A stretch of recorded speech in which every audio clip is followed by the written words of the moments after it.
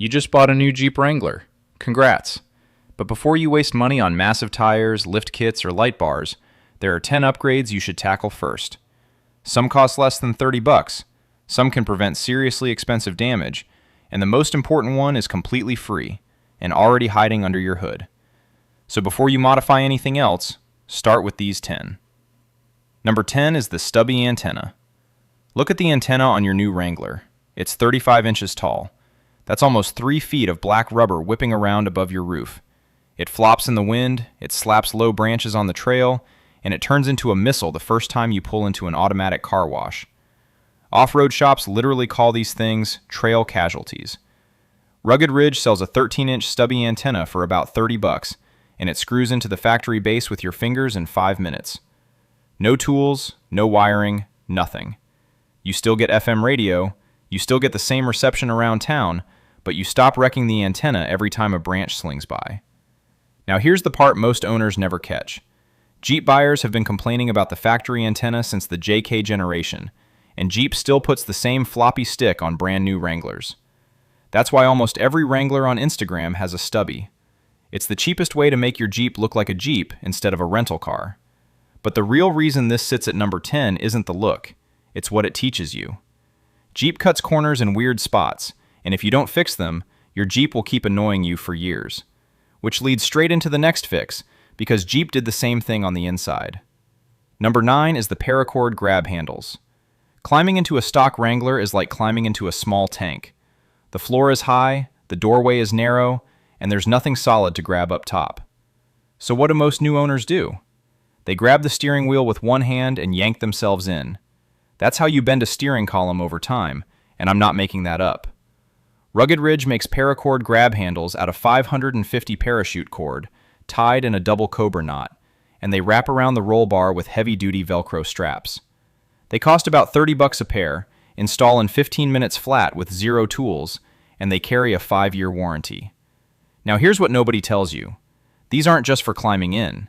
On rough trails, when your Jeep is tilted sideways at a crazy angle, your passenger needs something solid to hold, or they're getting thrown around like laundry. The factory handles above the doors are too far away when the Jeep pitches hard. Paracord handles on the roll bar are exactly where your hands naturally reach. And here's the sneaky bonus. If you ever need extra rope on the trail, you can unwind the cord and get over 10 feet of real paracord to work with. However, even the best grab handles won't help you keep your Jeep clean, which is where the next mod comes in strong. Number 8 on this list is the Mopar Slush mats. Your Wrangler comes with those thin, gray carpet floor mats that soak up mud like a sponge and never dry out. That's a problem, because the whole point of a Jeep is that you take the top off, take the doors off, and drive through weather that would ruin any other car. Mopar's own all-weather slush mats, part number 82216625AB for the 4-door, cost around $105 for a full set. Here's the part that blows people's minds. Your Wrangler has factory drain plugs in the floor. Real drain holes built into the tub, so you can hose the entire interior out and let the water pour right through the floor. Sounds crazy, but it's completely real. Mopar's slush mats line up perfectly with those drain holes, so you pull the plug, dump the mat, and rinse. Now here's the warning nobody gives you. On the passenger side, there's a plug with wires attached. Do not pull that one. It's the airbag sensor. Yank it, and your airbag goes offline. Buy an extra Mopar plug, part number 68194821AA, so you always have a spare. But water on the floor is the small problem. The bigger problem is what's in your hand while you drive, which is where the next mod matters way more than you think. Number 7 is your phone mount. You're going to use your phone in your Wrangler every day. Google Maps, Spotify, calls, CarPlay, all of it. And Jeep gives you nowhere good to put it. There's a shallow cubby under the climate controls that eats phones whole. There's a center console that's too far to reach. So most new owners just wedge it somewhere and hope for the best. Bullet Point Mounting Solutions is the JL specialist here. They make mounts that screw into the factory dash screw holes so you don't drill anything, and your dash stays perfect if you ever sell the Jeep. Their basic dash mount runs about $25. A metal series with a second ball for a GoPro runs about $40, and they come with a lifetime warranty. But here's the fitment trap. If you have a 2024 or newer Wrangler, The mount uses 4 M5 bolts and you peel back the dash mat. On 2018 to 2023, it uses one existing screw, and if you own a 4xe hybrid, some older mounts don't fit because the 4xe has a charging light in a different spot. So check year and trim before you order. Now here's the deeper lesson. A good phone mount isn't about being lazy.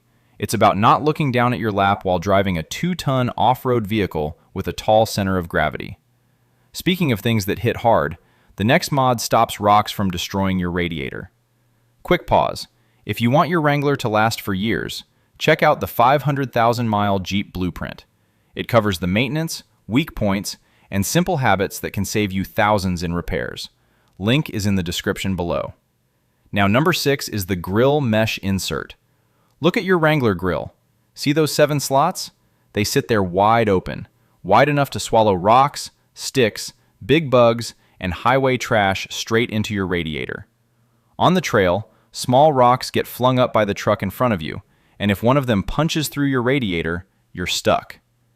Grill mesh inserts cost around 30 to 50 bucks, snap in behind the 7 slots in about 10 minutes, and act like a screen door for your engine bay.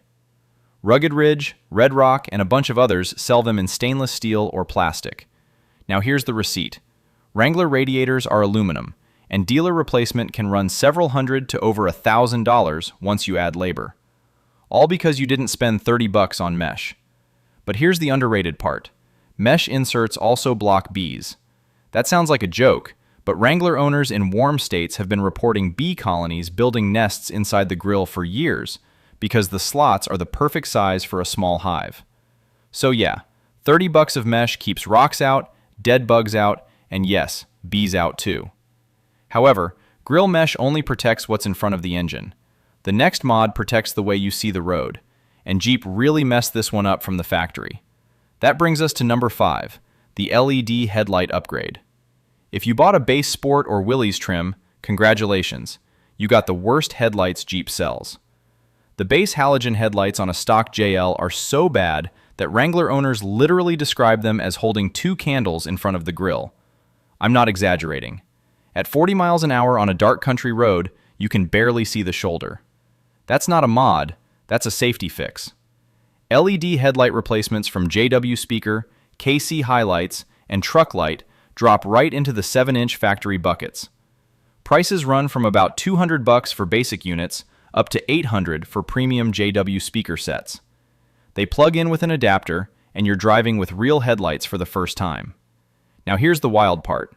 The higher Wrangler trims, the Rubicon and Sahara, come with factory LEDs that are actually pretty good. So Jeep isn't broken. They just on purpose gave the cheaper trims worse lights to make you want to upgrade. That's a business move, and it's ugly. But the real reason this sits at number 5 isn't just seeing better. It's about stopping in time. Better light means more warning time to hit the brakes for a deer, a rock, or another driver. And even the best headlights won't help when something under the Jeep gets ripped off. Number 4 is where things get serious, the skid plates. The bottom of your Wrangler is basically a target. The oil pan, the transmission, the transfer case, and the gas tank all hang low, and even the Rubicon only gets partial skid plate coverage from the factory. One rock hit on an unprotected oil pan, and you're leaking oil onto the trail with no way home. Mopar sells a fuel tank skid plate, part number 686-40308AA, for about 383 bucks. MORE sells oil pan and transmission skids starting around 450 for the 2-liter turbo, plus transfer case skids for 175. Their metal is 3/16 steel or 1/4-inch aluminum with a lifetime warranty. Now here's the sneaky truth. Most new Wrangler owners buy sliders and lights before skid plates because those look cool. Skid plates are hidden under the Jeep where nobody sees them. But every experienced off-roader will tell you the same thing. Armor from underneath comes first. You can drive home without a light bar. You can't drive home with a hole in your oil pan. And here's the detail no dealer will tell you. Even if you never off-road, skid plates help on snowy or rutted roads where you might scrape a curb. Speaking of buying stuff for the wrong reason, this next mod is where new owners waste the most money on the whole list. Number 3 might make some people angry, and it's rock sliders, not side steps. Here's where I'm going to make some folks mad. Those chrome side steps or Nerf bars that half of Wrangler dealers try to upsell you? Skip them. They're thin plastic and aluminum trim, and the second you clip a rock, they crumple like a soda can. Real rock sliders are heavy steel, they bolt straight to the frame, and they let you park on a boulder without denting the body. Rugged Ridge X HD rock sliders for a two-door run about $600. ARB sliders cost around $1,100. Rockslide Engineering step sliders run about $2,200 for the Gen 3. Even Mopar makes rock rails for the four-door at around $1,230. Now, some people say if you never off-road, you don't need real sliders, and that's fair. However, if you're going to buy something that runs along the sides of your Jeep, buy the thing that actually protects the sheet metal. Side steps look nice for 1 week, then the first curb strike, you're pulling bent plastic off your Jeep. And here's the receipt. Northridge 4x4, one of the biggest Jeep part sellers around, straight up says side steps are the budget choice for JLs that mostly see pavement. Translation, they know you'll bend them. But even the toughest sliders won't help when your Jeep is actually stuck, which is why the next mod matters so much. Number 2 is your recovery gear and onboard air. Every Wrangler owner thinks they'll never get stuck. Every Wrangler owner eventually gets stuck. Sand, snow, mud, deep ruts, a random ditch off the highway, it all happens. And if you don't have real recovery gear when it does, you're paying for a tow or waiting for another Jeep to find you. Bubba Rope makes kinetic recovery ropes, which are ropes with stretch built in, and their 7/8" 20-foot rope has a breaking strength of 28,600 pounds. The sizing rule from Bubba Rope itself is simple. Pick a rope with a breaking strength 3 to 4 times your Jeep's weight. A Wrangler weighs about 4,500 pounds, so 28,000 pounds of rope is perfect. Then you need soft shackles, not steel ones.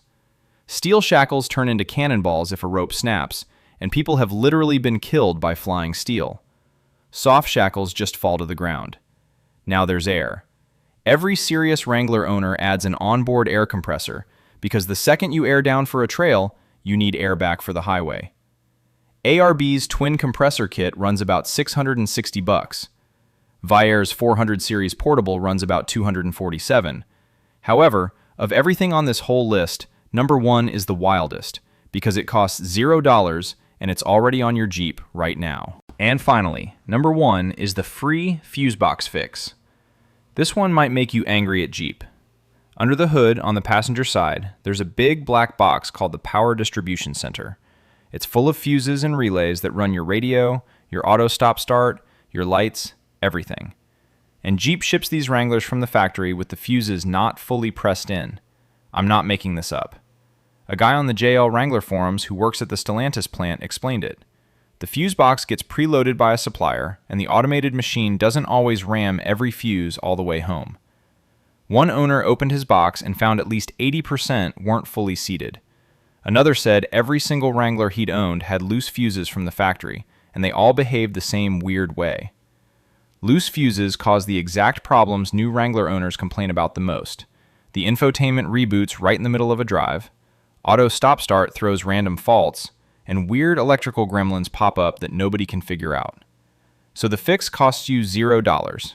Open the hood, pop the fuse box lid, and press down firmly on every fuse and relay with your thumb.